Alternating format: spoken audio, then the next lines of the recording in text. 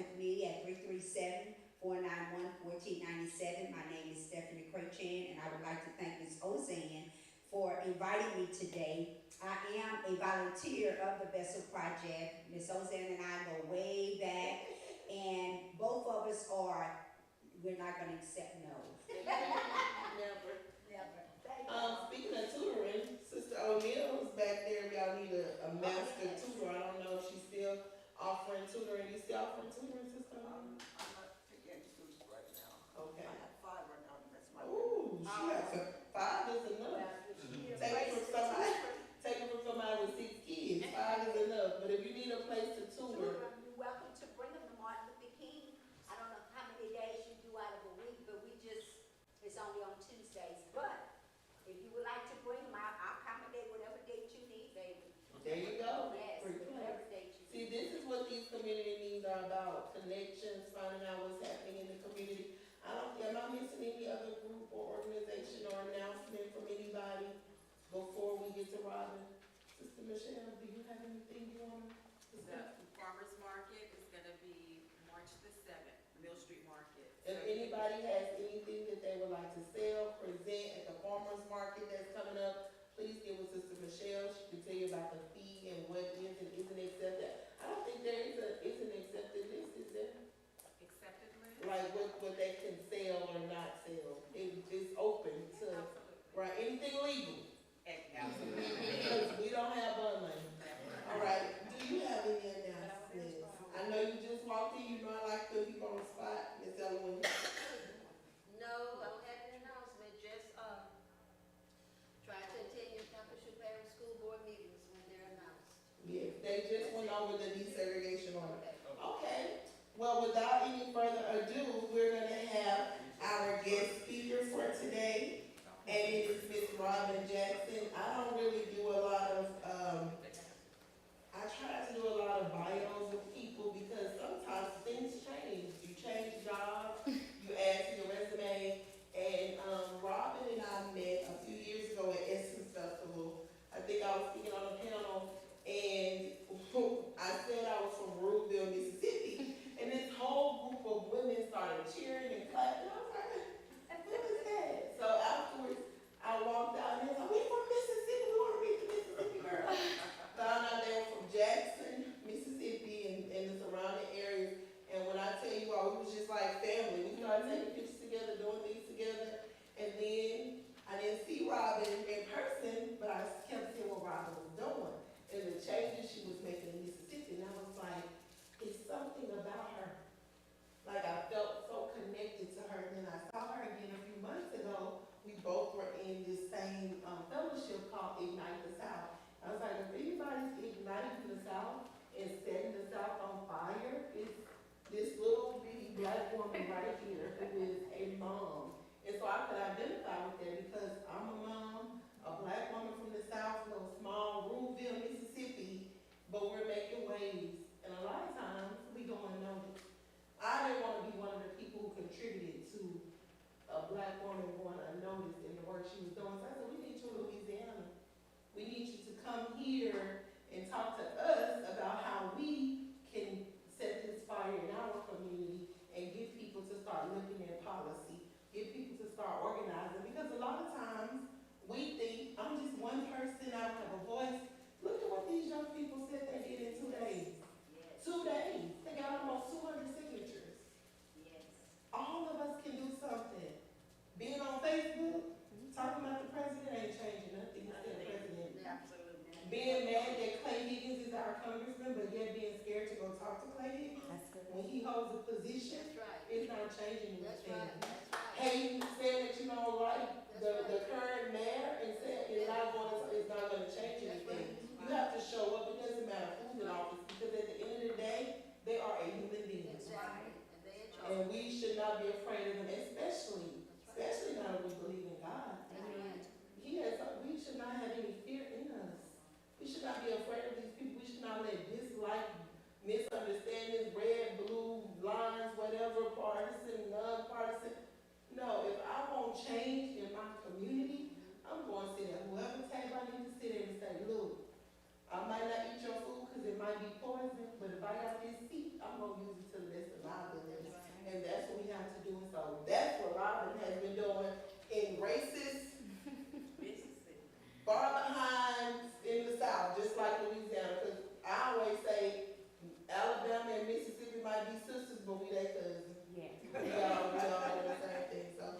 Welcome, Robin, you can tell me whatever else you wanna know. Okay, well, thank you so much. I am so excited to be here.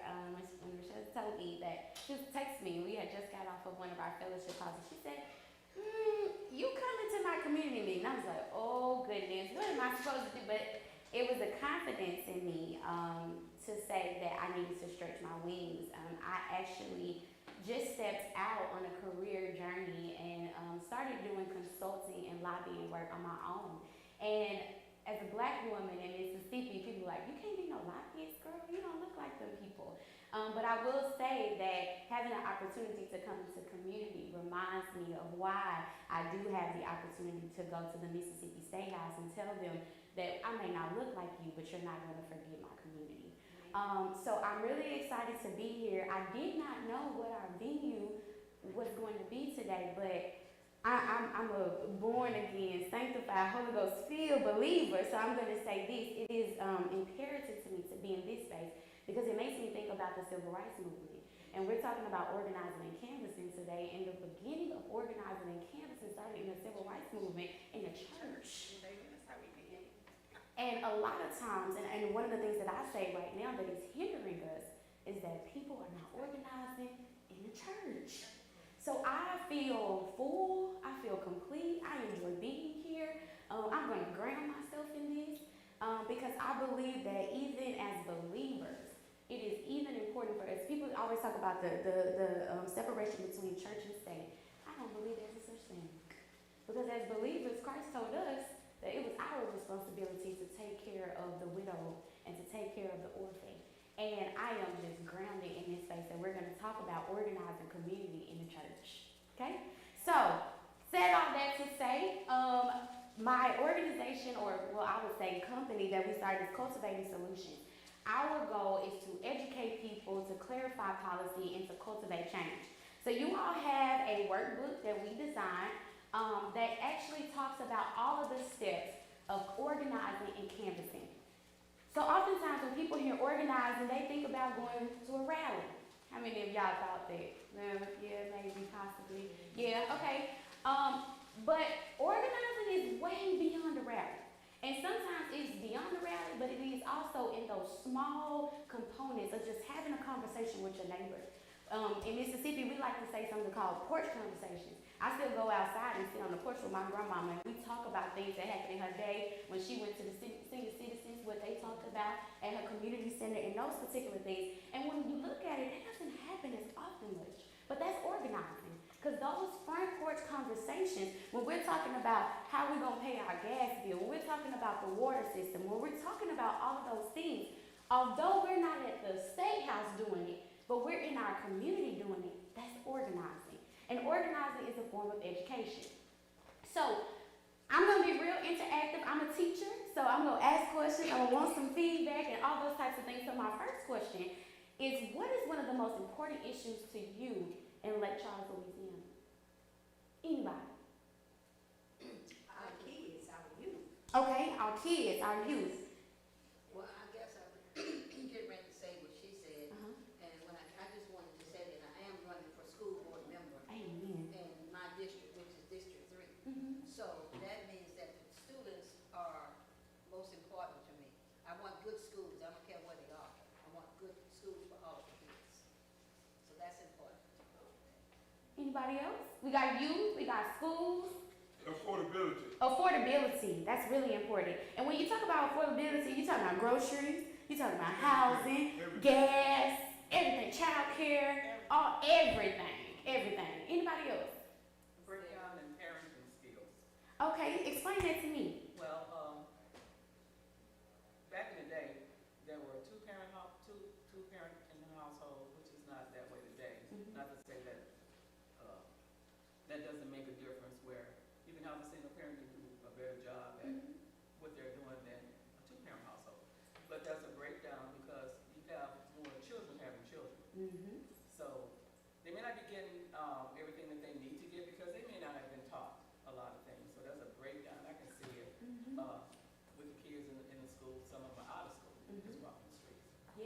And that goes into that communal approach. Cause you know, my grandmother was a single mom, and she raised my mom and her sister.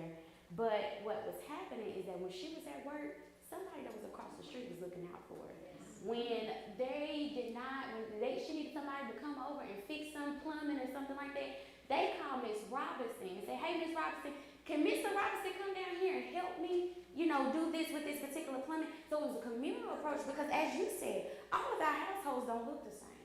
There are different situations and circumstances, but are we having enough, compassion in order to be able to have a communal approach in how we are, parenting? Because does people still say that it takes a village to raise a child?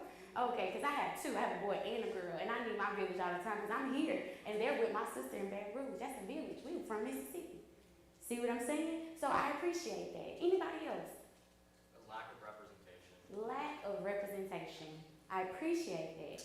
And what you're doing is you're talking about, hey, this representation don't look right, so y'all need to do something about that. And that's important because when we look at gerrymandering, when we look at all of these particular things that try to dilute our power in our representation, and I say dilute our representation because if you don't have a representative, then you don't have power.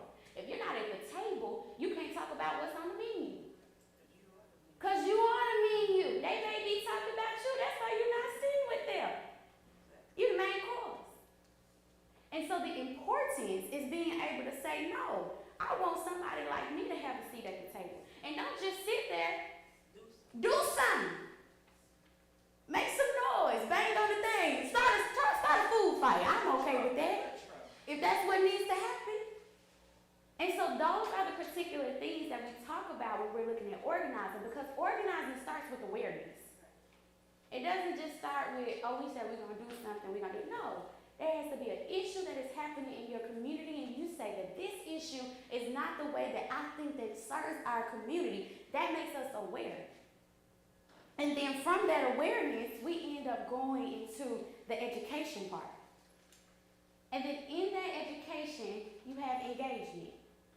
What are ways that you all are engaging your communities right now? You got a petition, okay? Give me something else. I called Clay Higgins. Okay, you called him, and you told him. Did you tell him what you needed him to know? Well, when it was about the Black Lives Matter, it said you call Clay Higgins and let him know that that it was against. I forget what the proposition was. But I didn't talk to him to say. Mm-hmm. I talked to his secretary. Okay. And let him know I read the petition, and there was something to deal with the Republican issue that I told him I was against. And how did you feel after you did that? Felt good.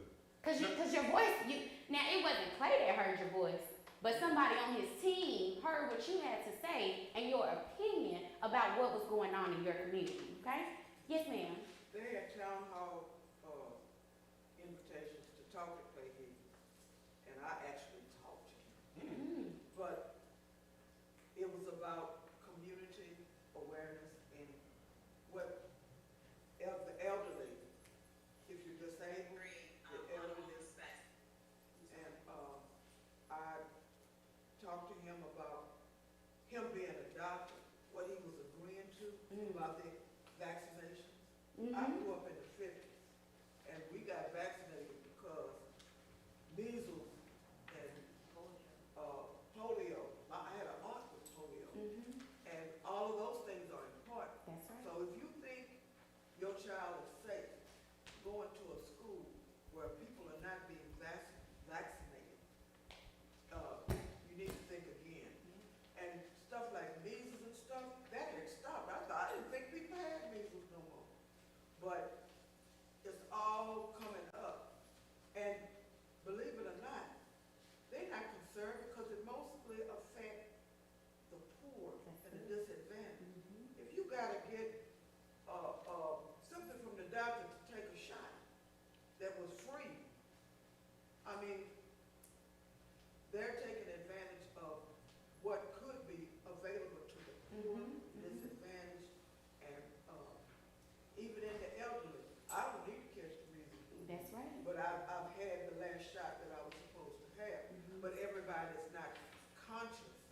of their medical history.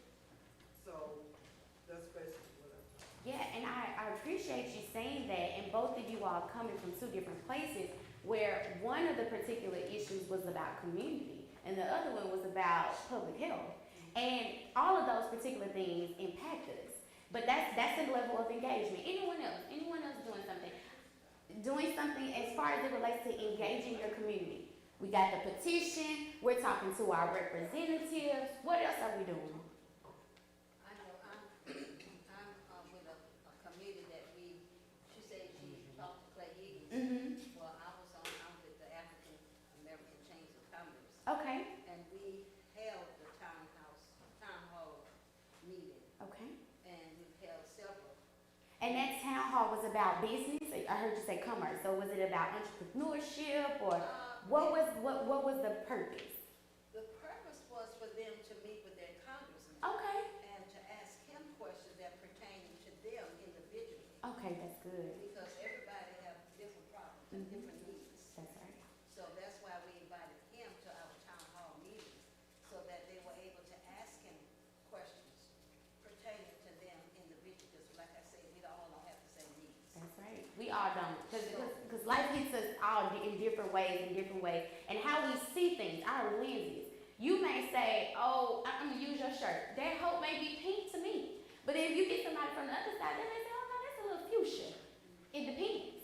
The lens and the way that we interpret how things are can be different for everyone. So another thing is action.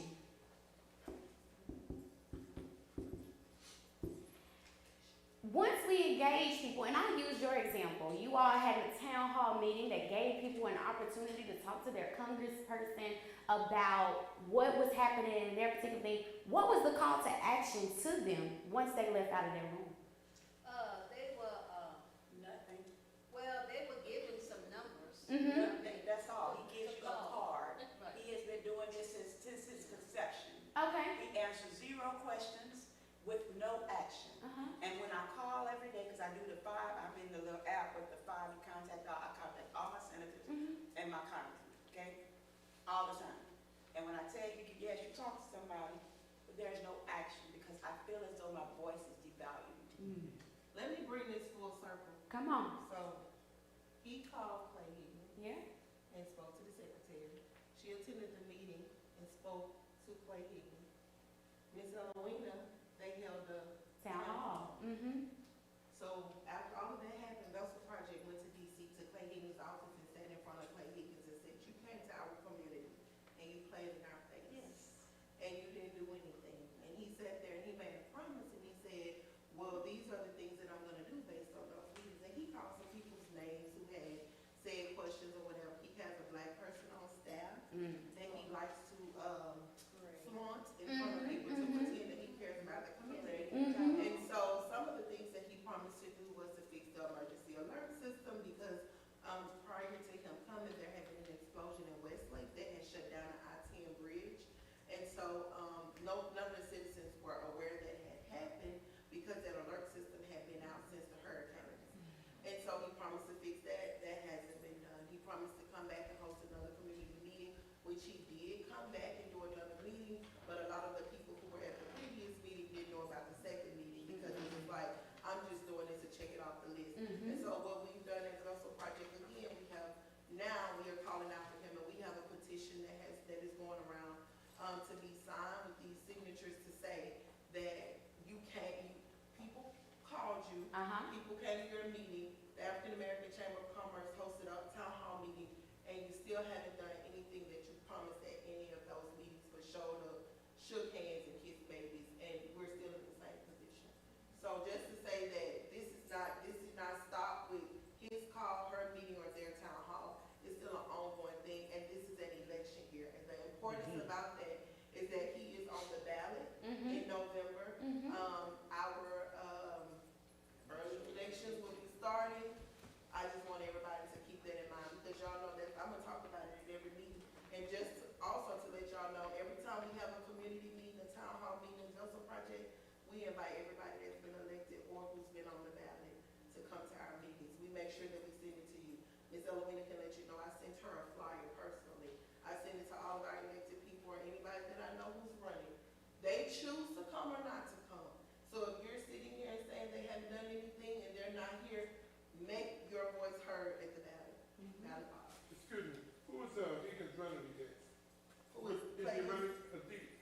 running against the Democrat? Who? Clay Higgins. Oh, yes, it's a Democrat on the ballot. I'm not endorsing anybody though. I'll tell you who it is later.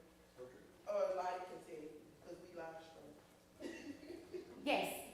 And I just wanted to make it known, those phone town hall meetings, Uh-huh. they wanna know what you're calling about before they allow you to get in on the line. They wanna know what questions you wanna ask. To screen you out. They To screen it and stage it. Right. Mm-hmm. They wanted to know what I was talking about. And he only answered what I asked, what I told him I was calling about, and nothing else. And so, all of the particular things that you all have spoken have been engagement, have been action. And then the last thing is, how are we cultivating, so I heard 1, 2, 3, 4. You took a group with you to DC, okay? So that was, I'm gonna make that about 20, right? We took 38 people, I believe. 38 people, okay, so that's gonna knock us up to 41. And of all of those people that we did, we had those conversations with, okay? And I know you probably got some. How many of you all have engaged young people with this issue? That's right, too. To DC, we brought 17 young 17 young people. I said, I knew you was gonna have a number for me. What you say? We did pass around to a lot of our friends, like we have like a big friend group who all like kind of care about this and like sign our petition. Mm-hmm. What you say? At least 200 young people. Okay? Anybody else? Engaging young people. Well, I tried to a young man when I was doing lists, and he was a total Trump supporter. Mm-hmm. I couldn't tell him nothing. Mm-hmm. And several of them, I was surprised. I wanted to know where to get the information from. Yeah, yeah. What were you gonna say? I engage with the youth that I come in contact with on a regular to Mhm. better them, to Mhm. let them know that, we dropped the ball. From the civil rights movement to ours, they paved the way they opened the door for us. We got through them and then we got complacent. And we lost our fight. We lost where we got in touch with the churches. This is where the civil rights movement started. They thought we were in here praising the Lord, but we were in here organizing. Mm-hmm. The church people is what educated our children, our youth. But then once we got integrated and then we went there, we lost our power. We lost our unity. We lost and then that's how whenever the divide and conquer came into place, that's because once they divided us, they separated us, and then that way they started programming our mind, right, to think like them, to say we this, we're above starvation and stuff like that, and then we separated. And now, because my thing is, I would use the reverse of the laws on them. Okay, y'all want to pay the billionaires, children who already attend private school. Y'all want to pay our tax dollars to pay for them to go to school. Why don't we all apply in mass? Let's all apply for that same money and send our kids to private school who never were allowed to the opportunity. You would flip the script on them, and then they'll want to rewrite the law. Same thing holds true to the Second Amendment. Whenever blacks in mass go all on one day and go to buy guns, wouldn't they want to change the laws then? So you see, that's how you do them, probably like they did in the 60s, but we lost our way because we became cushion.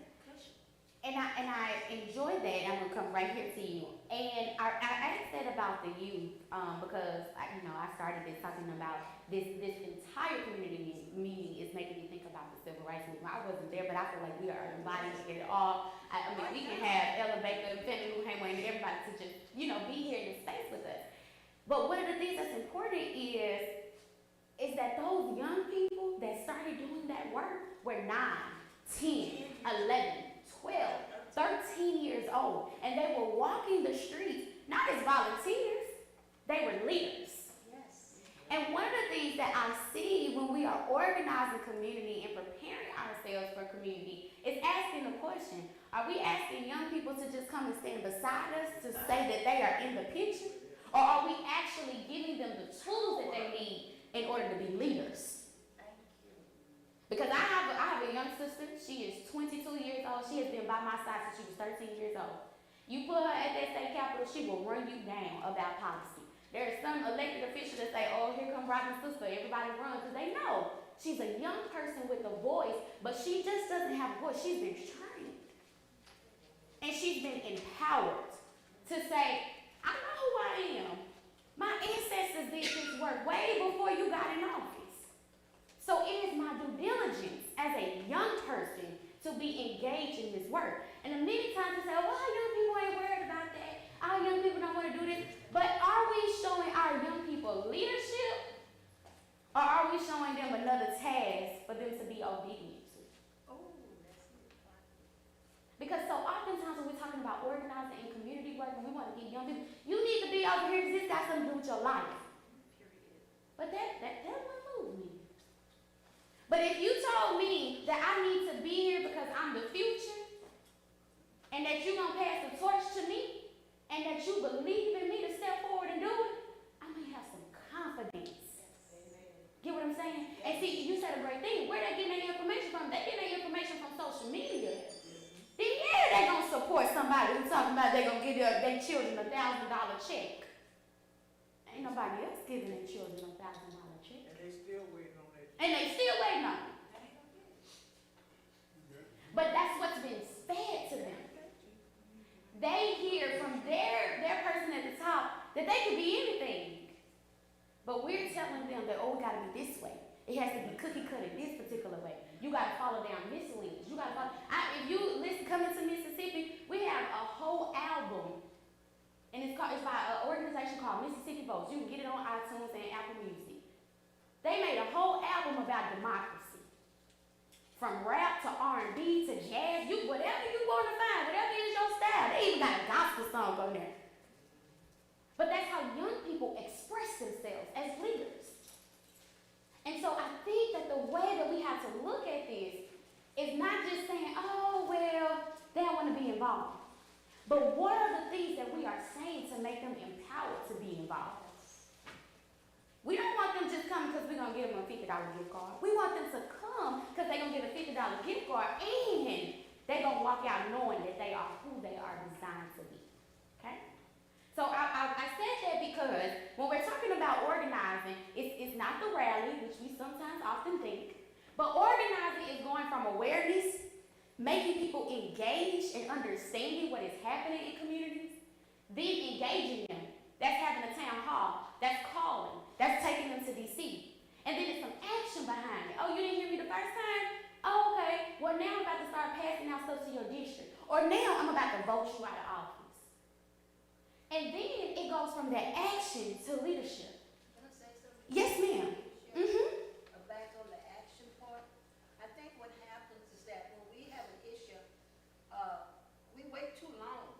We wait too long because what happens is that position changes, people change, and then people that comes behind the person that was initially involved, then they say, oh, I don't know nothing about it. I wasn't in it. I think when we have a concern, we have to do it right away. We have to take it, like you say, from the action, we have to take action immediately. And we have to follow up, like Ms. Lottie said, they didn't call her back. I think it should have gone farther. Because then, again, what happens? He leaves, and then she said, well, I talked to Clay. The same way we do it with the currently issue right now. A lot of things was done, a lot of things was undone, was not done, and we can't do it right now. Because the board that initially started that, they're gone and dead. So a lot of those things, we can't just go back and reverse, because half of the people don't even know anything about it. So what I'm saying is that we need to just take action and do it to the end, immediately. No, I just didn't want to interrupt, but I always recognize when we have an elected official in Yes. the room, and he came in kind of late, so I did want to recognize, Mr. Mike Smith was in the room, and didn't know if he wanted to say something while he was, you want to say it? Enjoying this right now. Okay, all right. And thank you so much for saying that because you brought me up to education. Brings me also to what you said about where they get their information from. You get what I'm saying? When all of us were in school, we had something called civics. Yes. We had something called U.S. history. Yes. From present to end, from 18, whatever it was. That is what taught us about how the government worked, about how it was not supposed to work. But what it also did, what it taught us was movements that actually uprooted and stood against that government. But when you look at the textbooks that the kids get now, you don't got none of that in there. Nobody's teaching civics. Nobody's teaching the civil rights movement. It's gone. Yes, sir. I just want to say, during the civil rights movement, Martin Luther King would preach about getting to the promised land. I think we have made it to the promised land, but we are destroying it because we're not taking the action and following on through. We are in the promise. You see, we got so many doctors that are black, newscasters that are black, women that have their own business. So we've made it. But then what are we doing? Especially like you say with our young people, we're not empowering them so they can realize, hey, we are in the promised land, but we have to take it to a higher level, and we're not doing that. That's right. We're destroying the promised land among ourselves. And you are correct. And it makes me think, we in the church, about Joshua and Caleb when they got into Canaan. One of the first things that God told them is to do well in the promised land, to cultivate it, to take care of it. And so oftentimes we get there and we're like, I'm here. I ain't got to pull it back to nobody else. I don't have to sow any seeds back. I don't have to uproot anything that doesn't look right around me. When we start seeing sprouts of injustice, when we start seeing sprouts of discrimination, when we start seeing those sprouts, like she said, what are we doing? Do we let them turn into full trees and we try to go and get somebody to help us cut it down? When we can pluck it at its root, when it's sprouting. That's what you mean about having to take care of the promised land. It's a lot of things that come on the news like you're like, oh, I don't like that. But you may not like it, but how can you uproot it? And that is the way that we have to take care of this promised land, because you're right. We do get to be able to be in communal spaces with everybody. It wasn't like that before. But then we get complacent. And then we stop fighting. And now there's a generation who knows nothing about what was fought for and what was done. And they don't believe, ain't no way you did that. I know, and then like I tell them, I say, y'all don't believe because y'all didn't go to Jesus Christ, they invite y'all to the funeral, the Lord of repast to get the chicken. So, And then it's not being taught to them. it's not. So you come as a community person and they think, Looking at me like I'm foreign. what's your last name? Yes. What's your last? Lars. Lars. Miss Lars came in and she talking that stuff. I don't know what she's talking about. But I'll say that also, a lot of times, especially in small communities like Lake Charles, what I've noticed is not the message, it's the messenger. That's right. People don't like you, and so they don't want to listen to what you have to say. People are not members of the Church of Christ, so I'm not going to go to a community meeting that's held at the Church of Christ. I don't fool with this police juror, so I'm not going to. So people will deliberately miss out on information because they're worried about the messenger.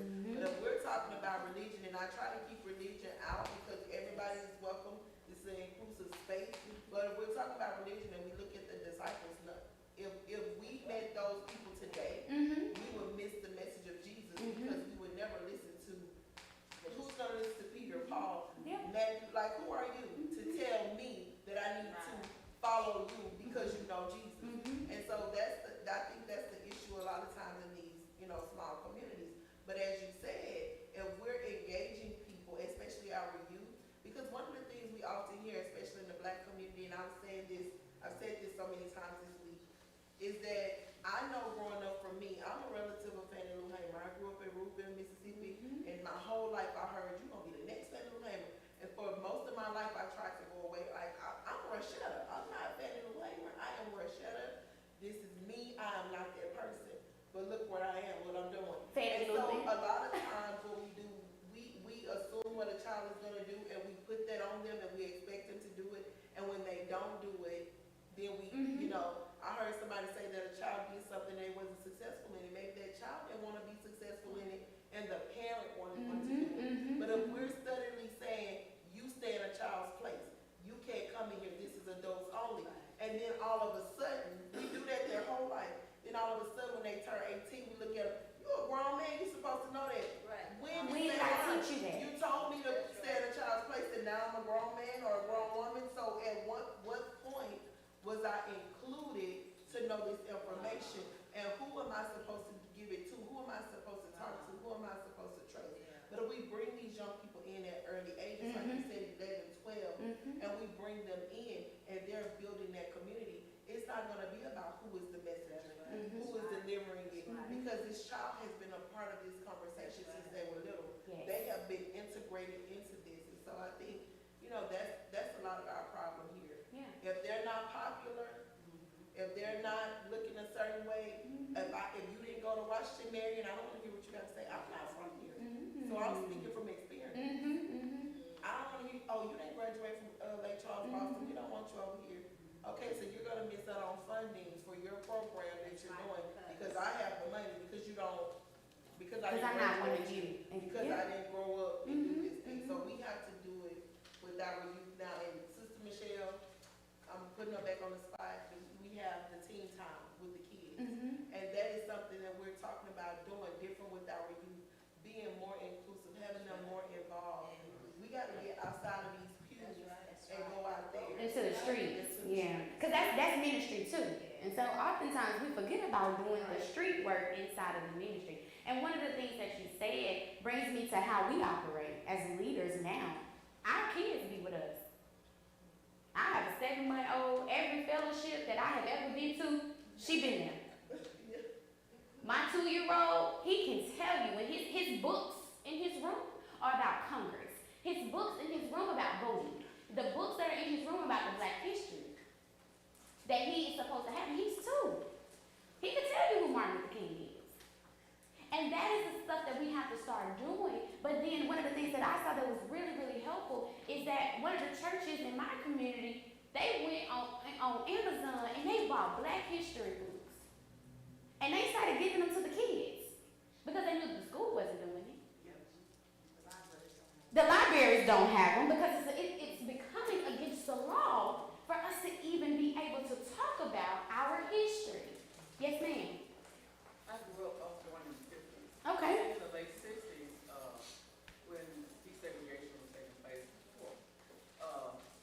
I can remember my daddy being in the cafeteria, school cafeteria, where people were coming from 3 little towns, because I'm from a small little town in North Louisiana, very small little town. And they were talking about boycotting.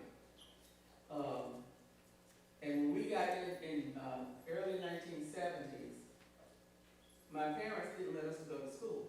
That's when I first encountered the word boycott, didn't know what that was. But we couldn't go to school. Why would I go to school? Because you're boycotting today. You're going to be boycotting this whole week. And so when the mailman would drive around, he was a white guy, he would drive around and deliver mail and say, why are you going to school? Oh, we boycotting. We learned a new word. But in the meetings, our parents took us to the meetings. And so we found out what Daddy was doing when he wasn't at home late at night sometimes. The men would get together and they would talk about different things. And so when I went to that meeting, I heard them talk about the school system and how we needed better. We needed better things. It didn't mean that we needed to go to a white school to get it. Just give us some better books. But we didn't get that. But we did do the boycott thing. A lot of things took place after the boycott, you know, where white principals were coming to the Black schools and they wanted to be principal instead of the principal that we had. They wanted the principal that we had to be an assistant, and the white principal that they brought in was going to be the principal. But my principal wasn't going to have none of that. But, you know, we learned a lot of things, and there was a lot of racism that took place. We had to do a lot of racism as far as how we dressed, how we wore our hair. My principal told me, you got to cut your fro. You know, I'm 8th grade. What I had on my head was what I had on my head from down here. And I felt like my dad was going to take up for me because he was an outspoken person. And so that's how we learned, because they took us.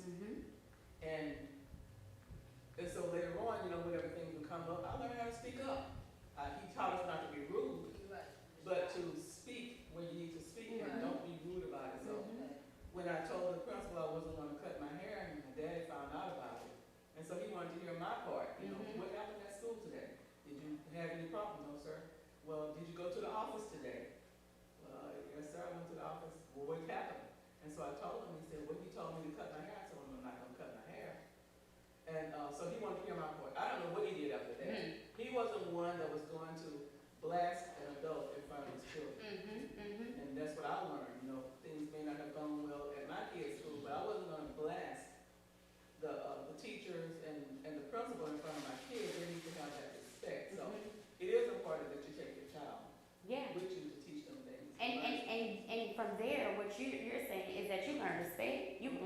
honor, you learn speaking up for yourself, you learn self-awareness, because you have to first say, hey, this has been my hair since I was a child, since I've grown.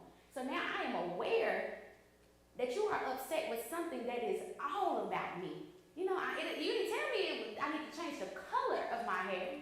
You told me to cut my hair. And so all of those particular things, we should start instilling into our children when they are young. And they learn that. When they learn with self-awareness, I have my son, he loves his Spider-Man rain boots. I hate them. But he is so self-aware that he knows that he is invincible in those rain boots because he can jump in puddles that I don't want him to jump in. And so every day that we go out, he feels that he has to have those Spider-Man boots in order to be invincible. That's self-awareness. Because he feels that with those things that he's invincible. Now who would I be as a mother to say, no, you can't wear those Spider-Man boots, they don't go with your outfit. I'm taking away his self-awareness. I'm taking away his ability to be able to say that this is what makes me happy in order for me to be whole. And that's a whole nother conversation for a whole nother day, because when we're talking about getting people mobilized to organize, I'm gonna tell you the truth. It's hard for me as a mother to want to come to a community meeting and I don't know how I'm gonna put food on my baby's table. It's hard for me to come into a particular place when I'm trying to figure out how to pay $50 for formula. And so we have to be able as organizers and leaders and people to be able to do both and. I'm gonna educate you on this side, but I'm gonna give you a food box on this side. Because I want to educate your mind, but I also want to take care of the issues that are happening in your household. Because we don't want people to just think that we organizing them just so that we can tell them what to do. It's about empowering them to be able to have the tools that they need to go on to next, okay? And so I put on this board what takes us up. We talked about a whole lot of things of what's wrong, how this is not working for us at this moment. But I want us to put 5 things on here. After everything that you heard today, what is the first thing that you're going to be activated to do? Because you know that's going to take us up. That's going to take us to the next level. Is a message to the youth. Okay, message to the youth. Working together. Working together. Anybody agree with that? Yes. Yeah, is it hard to work together? Yes. Somebody said yes, somebody said no, not for real. What? It is, Sometimes- but that's what we have to fight through it. We have to fight through it, if we all have the same end result in mind. Communication. To make it work. Know your history. And I want to ask you, are we able to be in the same space and not agree? Yes. Yes. We need to. We should. We should. Yes. But it's hard because everybody feels that you got to hear me and believe me or I ain't going to work with you. But when we started out, and I'm going to keep on talking about this civil rights movement. When we think about the civil rights movement, we had something called white allies. Yes, we did. And they knew it was going to cost them their lives to come over here and stand beside us. Amen. And the people that looked like them and were in their communities didn't agree with what they were doing. And they knew it was going to cost, if they're fighting for their rights, I need to fight too. That's how you link up with each other, you know? And I know that y'all, the people in this room, aren't the only people that are upset with their congressman. And probably 9 times out of 10, some of the other people that are upset with their congressman don't look like you. But have you had a conversation with somebody that doesn't look like you about the same issues and concerns that you have? Raise your hand if you have. Different issues. Yes. Because if I'm only talking to people in my community and we're talking about overturning a congressman, his district ain't just my community. Yes. And somebody voted him in office. And it may not be the people that I hang with that voted him in office. But I'm going to go talk to the people that did and say, is this what you expected from your congressman? Because we're seeing that right now in the presidential election. Yeah.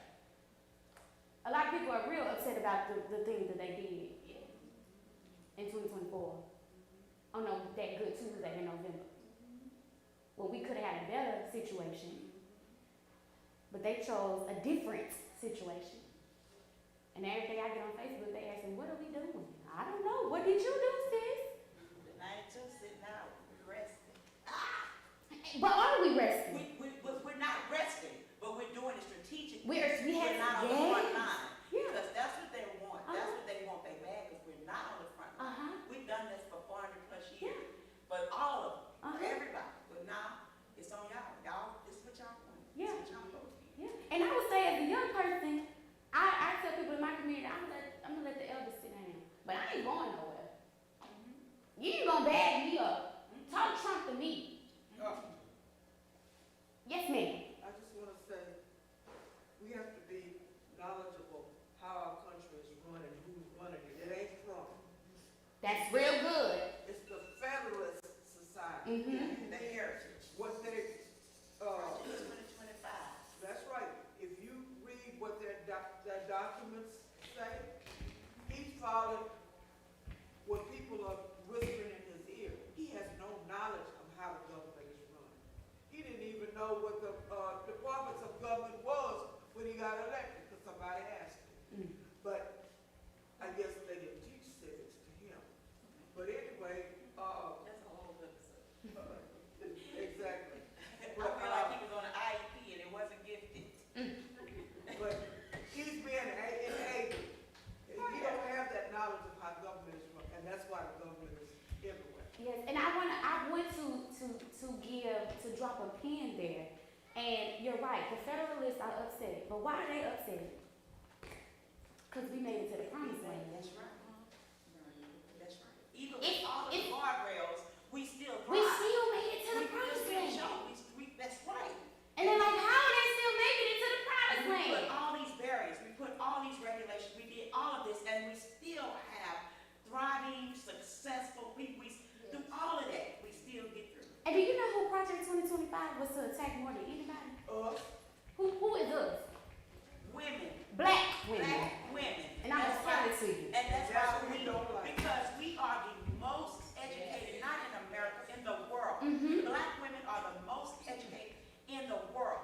That's why he's trying to do that, professional licensing. Mm-hmm. Because he's trying to do away with majority black women careers. Mhm. So that way he can say you're not considered a professional by law to get the money to go to school to become that nurse practitioner, in which, so that the doctor, the men can say whatever. So that's what y'all voted for, sugar. All y'all little children that then went got their nurse practitioner licenses and got their little pens and stuff like that in a white coat. Okay, what y'all saying be y'all own daughters. Mm-hmm. Just like all the other, the sex trafficking and stuff like that. What you just agreed to is, it's okay for you to do this to my daughter, to my son. Mm-hmm. And Yeah, it's okay, because y'all, your dear leader, your king, your God, he's done it. yeah. And they didn't think that it was gonna hurt them. Their understanding that was, oh, they gonna stop them from getting to the promised land, so we can go over there and get some of their milk and honey. Yeah. Cause they still don't wanna be in the promised land with us. No. They just want the juice that we got over here. Because their thought process was that, oh, if we take out their black men from their homes, they're going to fail. Well, it happened for a period of time. And then black women said, no, I got this. With the Lord. I got this. Because what they failed to realize is that during the slavery time, they were taking our black men in. And then ancestrally, we learned that we still got to take care of the family. And we weren't just taking care of our family, we was taking care of everybody's family and master family. Yes. Even he. And that is what is happening. Project 2025 was an attack on the black woman because she's still standing when they thought they had the black men. And then when you see what's happening to our brown sisters and brothers, is that because we realize that we can go against them in this criminal justice thing, and we turning back laws where you trying to give us life in prison for small little situations. And so now since you can't incarcerate us in mass numbers, you want to come in with something called ICE. Yes. Because now your money is down. Because we know that America was built on the backs of other people. But if you're taking our jobs, where your taxes go? Because who gonna pay for it? Exactly. Because how we keep you rich is because we work. Yes. And then now you have a whole community of people who have been here working, trying to escape really harsh conditions in their own country, and now you want to imprison them? Why? Because your taxes are down. And you need some more people to be doing mass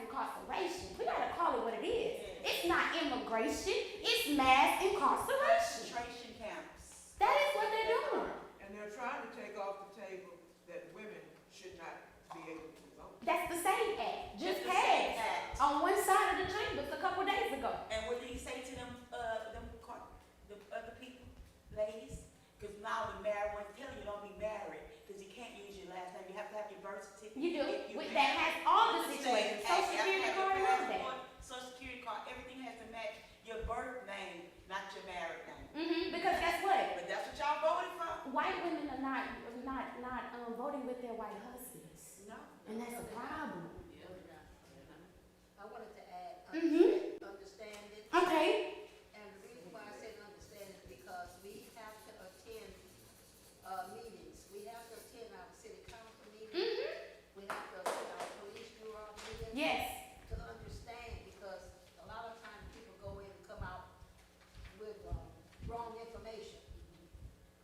And if you wanna, like we have, police bureau, Mr. Smith, a lot of things go on in the meeting, and sometimes people come outside the meeting with the wrong information. I'll call Mr. Smith, and I'll say, Mr. Smith, if such and such happened, don't Miss Woods, it didn't happen that way.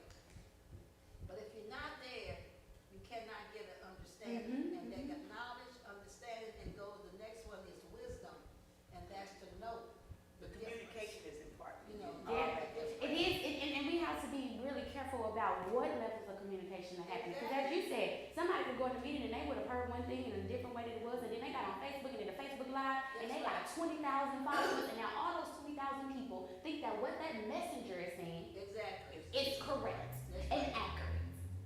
So we have to be. So we have to be careful about communication. But then one of the things that we did in Mississippi is we wrote a law that said that every public meeting that you have, you got to live stream it. They did it during COVID. Right. If you having a town hall meeting, you having a council meeting, live stream it. That's right. Because what we also see in some places in Mississippi is they'll do a council meeting at 1:30 in the afternoon because the black people can't come because they at work. Exactly. No, stream it. I'm using up my lunch break. I'll sit outside so I can hear what you're doing in my community. And it may be something of interest. To mandate that these elected officials that are having meetings, live stream them. Y'all live stream everything else. Amen. Might as well. We're gonna see, y'all, it's Mardi Gras weekend. Y'all can see a lot of live streaming. But can we live stream a council meeting? Can we live stream a town hall? They do. Can we live stream? They do. And that's good. Can we live stream everything before you go into executive session? Before you go into session. And then I already know you have a meeting before the meeting, and Uh-huh. then you have a meeting after the meeting to say how well you perform. That's right. Because even in our communities in Mississippi, I'm a live lead. I will sit at my desk and I'll watch. And then I'll go over there when it's important because my office is across the street. But every committee meeting in our legislative session is live streamed. So you can hold people accountable to their words. You get what I'm saying? So our 4 things, we got one more. We needed 5. Yes, ma'am. I would think that knowing what your why is, Okay. you're doing what you're doing. I was talking to one of my friends from Woodbury Elementary School. She was a white lady, and after President Obama got in office, a lot of statues and stuff started coming down because they were affecting how black people were treated. A lot of these statues had to come down, and she could not understand that because she was white, And I said, we went to schools together all these years, but I went back home. You don't know what my home life was like. You don't know what I had to go through. I said, now we're married, we have children. I said, my black son could be running down the street alongside your black son. And if a policeman comes, who's going to get stopped and questioned? Your black son. My black son. So you have to know what your why is and why you're doing things, and that's going to propel you to do what's needful to be done.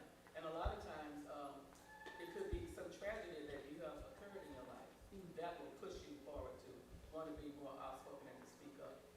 That's really good. One of the things, and probably incorporate all of these, is that we as a people, we have to get involved. Get involved, and we don't do that. We don't get involved enough. We say what they don't got nothing to do with me. That's their issue. I make $18 an hour. Minimum wage ain't my issue. See how that conversation go? I can pay for my rent. Affordability, housing ain't my issue. I buy my groceries, affordable groceries, and safety nets like EBT, and that ain't my issue.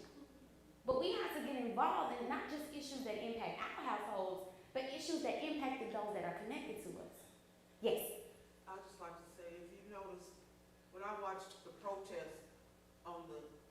and Mhm. all over the country. Mhm. It ain't a lot of us in marching. That's because they are being affected Mhm. in the Mhm. way we were being affected Mhm. in the 50s and the 60s. Mhm. And see, I was in the NAACP in Yes. the 60s and the 70s. So I know what the protesters, they are going through the same issues we went through when we had to hold up a sign Yes. and march in front of businesses or offices that refuse to help us. But it's just that knowing your rights, knowing that somebody can't just kick in your door Mhm. and say, I want to look and see Mhm. if you. Yeah.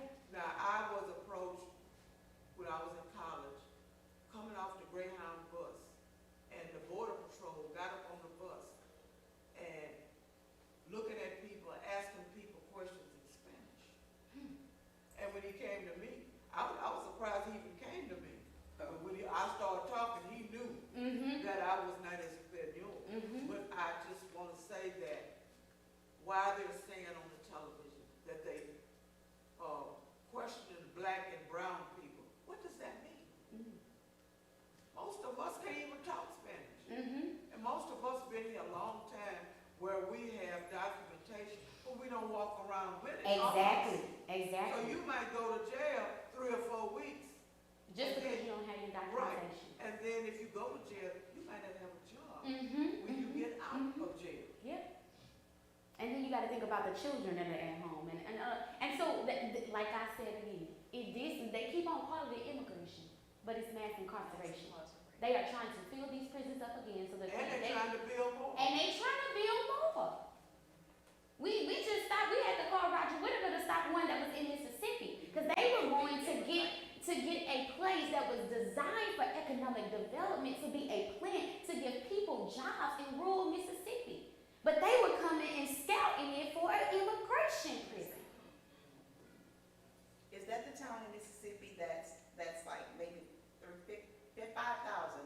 And they were trying to house one place, they were trying to house 15,000 immigrants in a detention camp. And the water structure could not Even hold that. It was Yes, populated yes, for yes. 5,000 people. And So this is what they're trying to do. responsible for. And the citizens, the community would Was have. going to be then responsible. they- They want the energy, the water, and everything else. And then we talk about it. We're talking about a place that there is not even a hospital in the area. They have to drive 50 miles to get to a hospital. So if something was to happen to our brown sisters and brothers while they are there, who will take care of them? Oklahoma too is another Yes. county in Oklahoma, the same thing happened to them.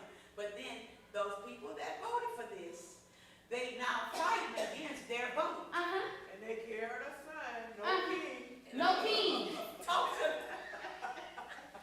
No king. no king. But what they wanted was king. Like I tell you, racism is expensive. It is. Because that's all it was about, this Uh-huh, election uh-huh. against Kamala.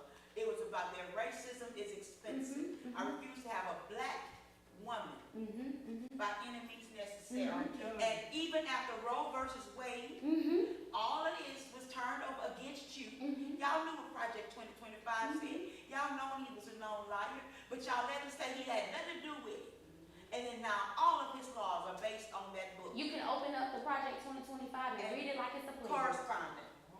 From line to line. From Correspondent. everything that happened from It's like January 6th all the way down. Copy, paste. And those are the types of things that we have to be mindful of. But all of this led to the thing, the second thing we talked about. We want to talk about organizing. We talked about ways to organize. The second thing is canvassing. How many of y'all have canvassed in your lifetime? 1, 2. Okay, canvass, knocked on doors. Get Uh-huh. flyers. But you did it for, what was the reason? In my younger days. Oh, and you did it, was it for a particular thing or an action? What was the thing you were canvassing for?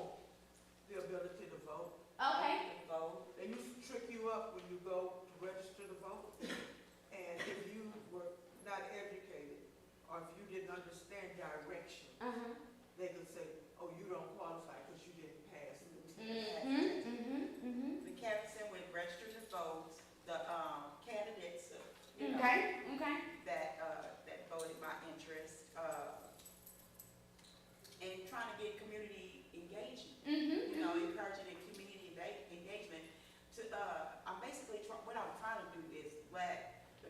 community know their power. Mm-hmm. You know, their power is in unity, yes, but with knowledge and we unify, We can do a lot of we things. can do a lot of things. What about some of you all back here said that you had done some canvassing for what particular issue or concern?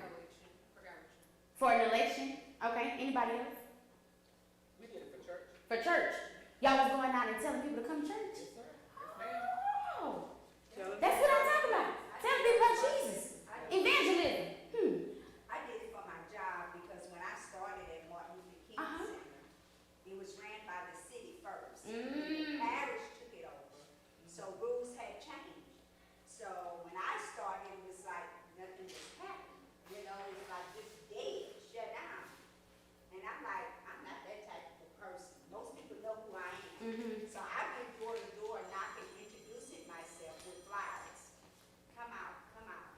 Is it 1,000 people coming? No. But I have people coming. Mm-hmm. So now they're aware of what's going on. So the numbers are picking up. But to me, if you want to be successful, you have to go to people and look them eye to eye. Mm-hmm. Mm-hmm. And then people trust you once you do that. Yeah. You know? Yeah. So that's what I did door to door for. And I will say that y'all are the first group of people that I have ever come into contact with, and the only thing, when I go into certain places, the only thing people do canvassing for is for politicians. So to hear that you are knocking on people's doors, to tell them about Jesus, to empower them, give them some power, to the things that you did in your youth, from getting people to register to vote, letting them know about the community opportunities. Those are the things that we should be doing. And the first place that you can start is the person who lives on your left and the person who lives on your right. When we are thinking about canvassing, the first thing, and you all have this thing, is how am I introducing myself? When we go knock on the door, they tell you in the politician, say, hi, my name is Robin, and I'm here supporting so-and-so, so-and-so. And I'm like, I ain't interested, child. I don't want to hear about that. They think it's over with. Yes. Yes. Close the door. Hey, I'm Robin, and I'm here talking about this issue. Hey, I'm Robin. I'm your neighbor from up the street. I see your kids playing in the yard, and I want to come down and introduce myself. And those particular ways, we have to think about how we are actually going and engaging ourselves with people. Are we just going to them and saying, I got to do this because this my particular thing, this my job, this my time?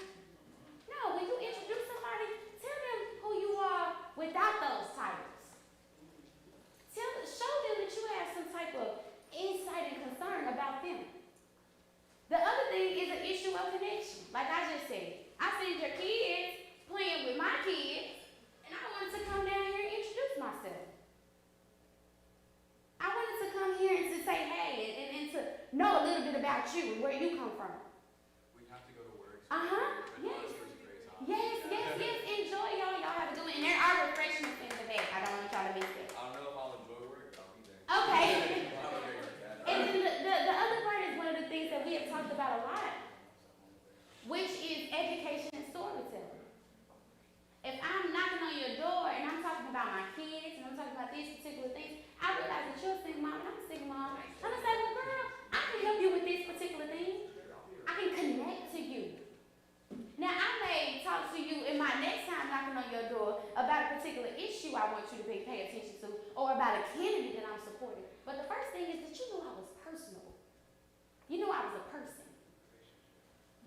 And what I'm afraid of is that because this 2026 midterm election is so important, people ain't gonna start knocking on doors until October. And it's gonna be way too late. We need to start having conversations and knocking on doors with the people in our community today. Yeah, we're talking about everybody needs to vote early. Early. Don't wait till it's time to vote. Yeah. And you have to stand in lines and all this. We gotta do these things early. And then I don't wanna come in contact with no ice cream. Because they told us what? They gonna be standing at the poll. They are trying to do everything, every tactic that they used before, they're trying to do it again. But are we going into these communities and actually giving personable engagement? And that's what I teach people about canvassing, because we're wrapping up now, so we won't be able to get it. But you all all have in this workbook that you can use. I didn't give it to you for you. I gave it to you in paper form so that you go make copies of it and go give it to somebody in your community. It's a workbook. If you got a Sunday school class that you were in part of, have them do this. Have some conversations with your young people about organizing. If you're going to a particular, the senior citizens are going to a particular place and you know they're going to do this. Talk to them about this and engage in the conversation now. So that when we do have to start hitting the ground, because I'm telling you, we're not ready for what they about to do. Because they want to steal this election. Like what they told us that we did in 2020, they're planning to do that now. That's why they went to Fulton County. And so we have to be prepared and pray. So I hope that this is helpful and has been a really engaging and enriching conversation and has provoked you to look at what you're going to do next. You all are already doing so many amazing things, but how can we go to the next level and take it up a notch? Because we know that come November 2026, we're trying to take our country back. Okay? Any questions for me? Okay. Well, thank y'all so much. I really appreciate having to be here and spending this time with you all.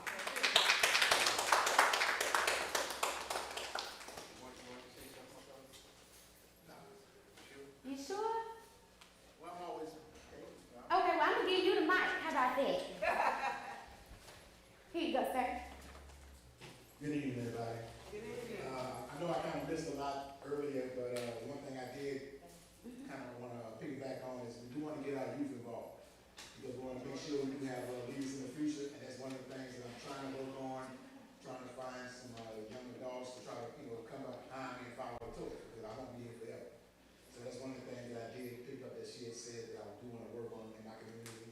I know a lot of things going on with the gun violence. I have met with several groups who are gonna basically have some type of meeting. It's no quick answer to this. If y'all have an answer, please let me know, because we're definitely trying to figure it out. But we're gonna have to do the best we can to try to save some of these kids out there, because this is something that's really hurting everybody. And we need to have mental health awareness, Okay. because some of us have adult children who are struggling, and there's no places that really can help them. Okay.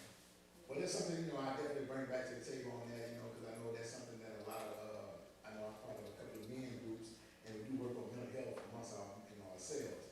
But it's something that the whole of the community, we could probably, bring that to the forefront, that everybody can probably come in for some type of mental health assistance if needed. But if y'all have any questions or concerns, I'm always available. Feel free to give me a call, contact me. I'm willing to assist any way I can. Thank y'all for having me up here. Did anybody from the did you run across this guy from the Vessel Project?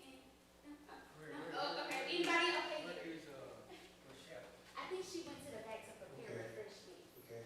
I'm Jerry Alderman, minister here at Mill Street. Most of you guys know me and stuff like that. This was an exciting program, and it was live streamed, so you can go back and tell your neighbors and your friends to tune into Mill Street, our YouTube channel, and they can go back and watch what went on. And it's just amazing that we don't have more people come out in our community meeting and get involved, because like we all know, it's a lot that's going on, and when we don't have the information to know what's going on, we just sitting like a frog on a log.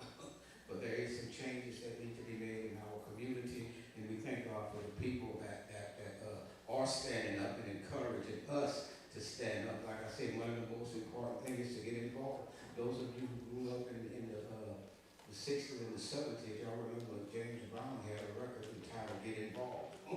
And that's what we need to do, is really get involved to make a difference, to make a change. So to send us back, I'm gonna let her conclude and we'll close out. Of course, y'all know I did lead the Gunner Vessel Project. It's mutual aid, emergency response. And sometimes we have to respond to emergencies, so, I'm trying to think how I feel. You good? I don't have a lot to say to close up. I just want to thank Robin. We will be issuing our certificates for y'all participating today. Some more. Anybody have any closing remarks, announcements, Mr. Mike?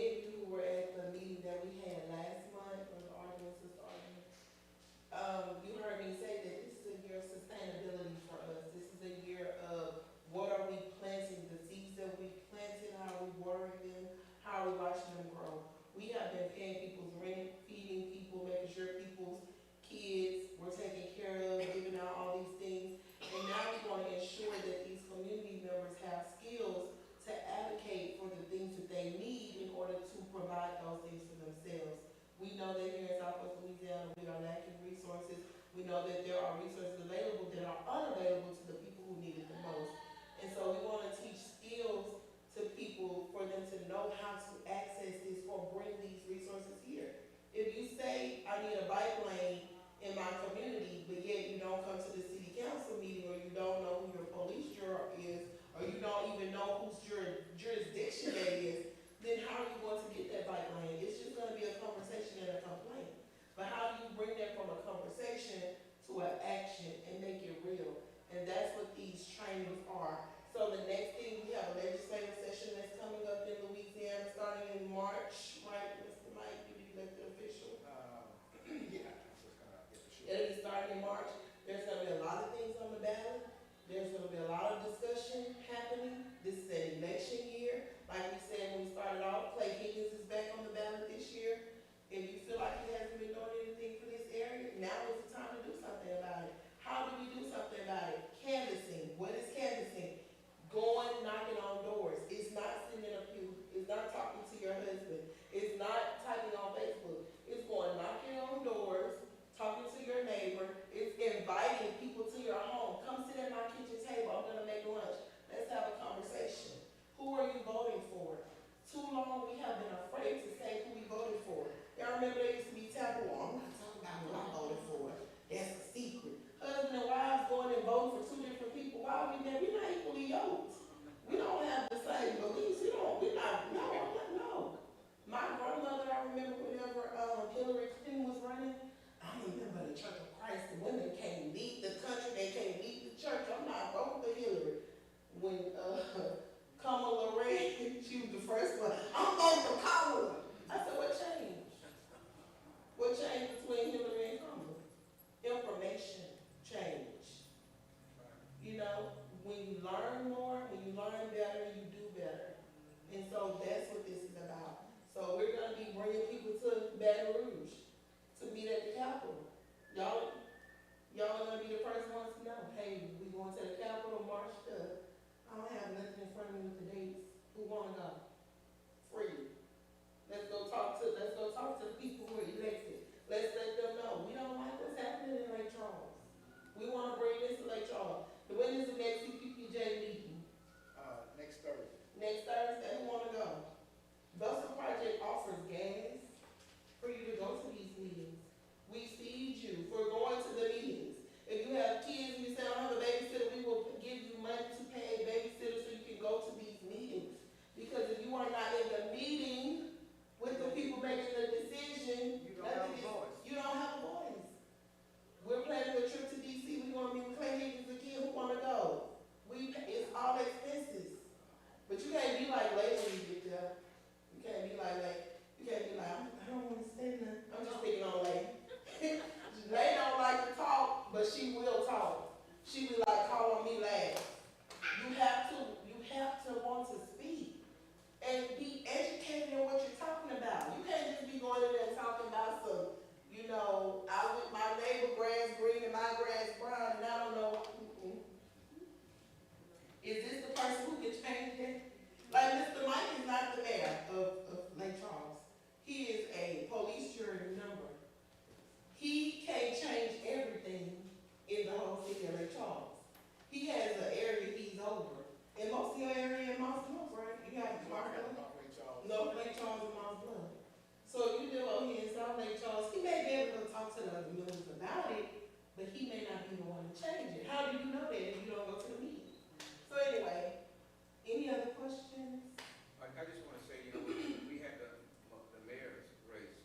You invited all of these candidates, and I want you to know that we are available and open anytime you want to bring these people in here, where we can meet them and we can discuss things with them and see what their issues can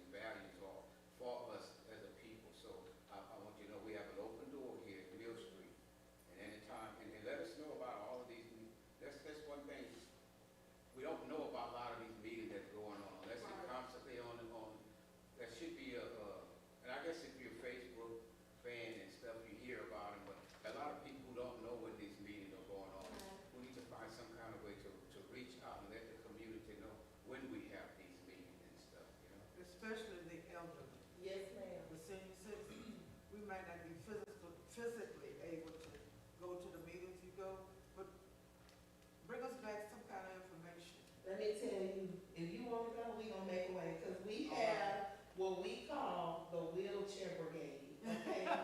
We have a group of senior citizens from Louisiana and Texas, they have their walkers, their wheelchairs, and we have volunteers who say, I'ma help this person, I'ma help them navigate this.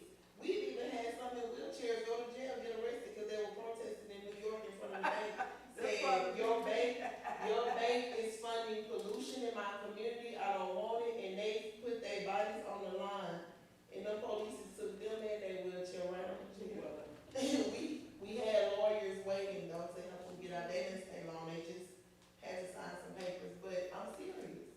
You're not too old or too young to have a voice and to participate and speak out for whatever it is you wanna need. I know Sister Hampton has been wanting a community garden forever, and I'm still, We working on the meeting, Sister Michelle is on a copy of it. she working on it, we getting funding for that. You know, we have the farmer's market that's growing, this farmer's market is growing, more people are finding out about it. When they come, if you have something that's going on, Mr. Mike, they invite you to, it's a community meeting. Sister Michelle have a community, farmer's market, come out with the papers, CPPJ meeting is Thursday. Like, we have to learn how to work together. Where are the people? Go to where the people are. We keep saying the people not showing up, but how do the people know, like what Lord said? Everybody don't have Facebook. We found it out during the freeze. Remember when they said, if you need shelter during that freeze, then text this number. Half of the homeless population didn't have a phone. They showed up to that corner of Creon Lake and 14, and they was like, what we do now? They didn't know what to do, they didn't have a phone, they didn't have an ID. We was out there putting them in a hotel, Mr. Mike was out there, Mr. Mike's been with me a long time, I don't know if he knows how long I've been getting off his nerves, but a long time. But we was out there putting them in the hotel, like, look, you don't have ID to get on this bus, we don't get your room. I was putting the rooms in my name, praying, Lord, please don't let them tell these people wrong, this room in my name. And nothing happened, you know, I had faith, and nothing, they didn't do anything. So, but we have to figure out how to reach people. We have church every Sunday morning, who here? How we feel these pews of, if we not out there, bringing the people back here, if we not doing the work. How many times did Jesus feed the people first before he delivered a message? How many times was he actually in the building delivering a message? He was out where the people were, bringing the people to his Father. How do we bring people here? Because we have to do the good work. We have to show it. And that's what we're doing here. That's what we're doing at Mill Street. That's what we're doing at the Vessel Project. That's what Mr. Mike doing. Mr. Mike everywhere. How you everywhere? Somebody probably at some other meeting and you sit in the room and you sit over here. I think it's hard for you. I can try to get around when I can. I sent him the flyer. He's gonna pass by. He did all the time.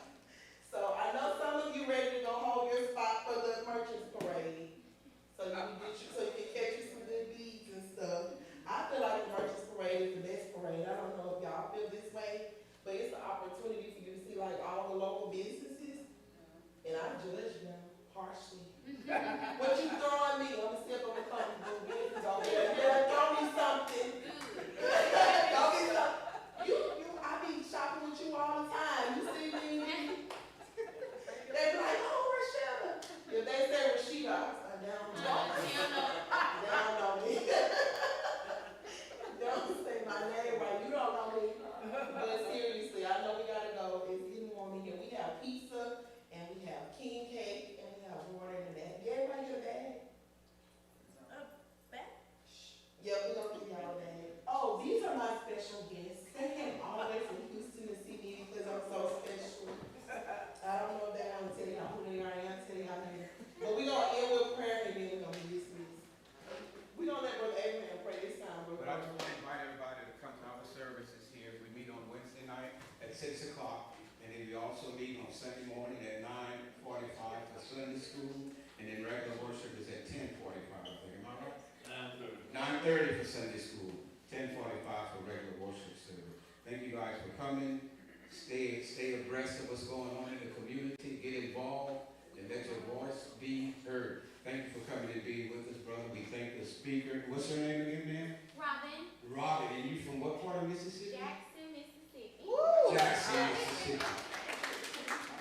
And Robin, we might want you to come back and do this again. Would you be willing? Yes, She'll be back. All right, good. Thank you. she got my stuff. Okay, Abraham, you dismiss us and bless us food in the back. And like I said, tell your friends, we did live stream this, so tell your friends when you go back. Let us pray. Dear Heavenly Father, we come thanking you this afternoon for the message we've gotten from Ms. Robin and Ms. Rochelle. Father, let us take heed to what they say. We can make a difference. We can make a difference. We can change things, but we have to make a move. So Father, touch us. Touch us. We don't want to go backwards. We want to continue to go forward, Father, where our young black children can be doctors, lawyers, treated right, treated fairly, God. So help us in this endeavor. Maybe continue to go to the other meetings and educate